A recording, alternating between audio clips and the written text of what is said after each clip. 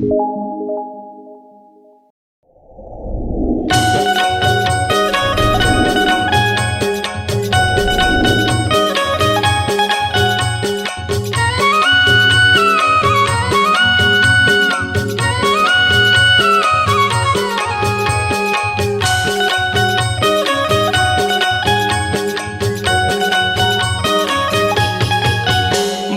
डोंगरी महो बाबा झंडा गड़ाए सत्य नाम के। बन डोंगरी महो बाबा झंडा गड़ाए सत्य नाम के।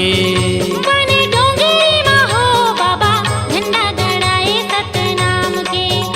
बन डोंगरी महो बाबा झंडा गड़ाए सत्य नाम के।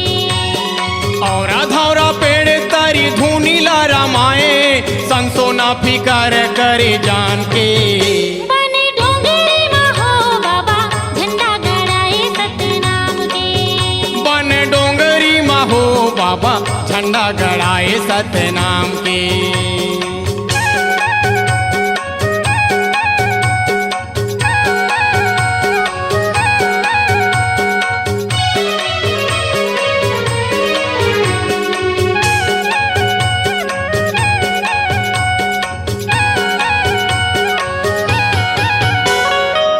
माया मुँह छोड़ चले घना डोंगरी माँ गुरु संगी साथी होगे भालू बघेवा हो। नरसिंह रूप धरि तोला डरवावे घाटी सतपुर से बने ठगवाहा हो। माया मुँह छोड़ चले घना डोंगरी माँ गुरु संगी साथी होगे भालू बघेवा हो। नरसिंह रूप धरि तोला डरवावे घाटी सतपुर से बने ठगवाहा हो। बारा गाड़ा लकड़ी मतन लता पाए बड़ाया चरु जतोरे काम है। बन डोंगरी महो बाबा झंडा गड़ाए सत्य नाम के। बन डोंगरी महो गुरु झंडा गड़ाए सत्य नाम के।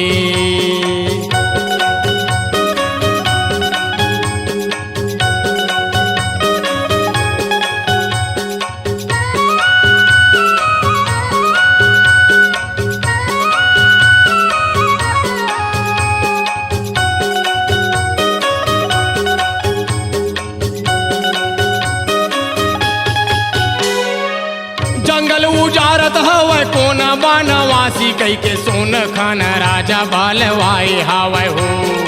देवो बोले चलावेला देवी के मंदिर माँ के बंदे के बढ़िया खोलवाए हावे हो। जंगल उजारत हवै कोने बनवासी कई के सोन खान राजा बालवाए हावै हो।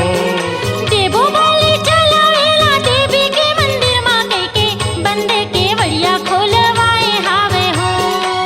देखे मंदिर में देवी घासी दासे बाबा ला कैसे आए कई के वो हैरान है।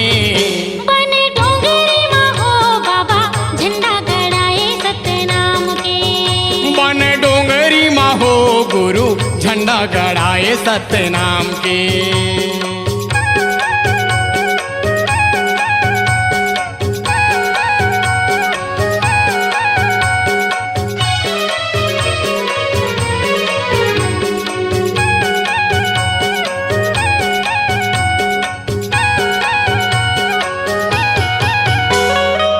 छाता पहाड़ माँ बैठे काठी ना तपस्या करे सबो संत जन ला जगाए बाबा हो। चरण कुंडी ओहि पच कुंडी मेरा भोगवती गंगा ला बलाए बाबा हो। छाता पहाड़ माँ बैठे काठी ना तपस्या करे सबो संत जन ला जगाए बाबा हो। चरण कुंडी ओहि पच कुंडी मेरा भोगवती गंगा ला बलाए बाबा हो। गया हमारा गिरु गिरत पूरी धाम हाँ मेला लगा थे तोरे नाम के। बन डोंगरी महो बाबा झंडा गड़ाए सत्य नाम के। बन डोंगरी महो बाबा झंडा गड़ाए सत्य नाम के। और धौरा पेड़ तरी धुनी ला रमाए संसो ना फिकर करे जान के।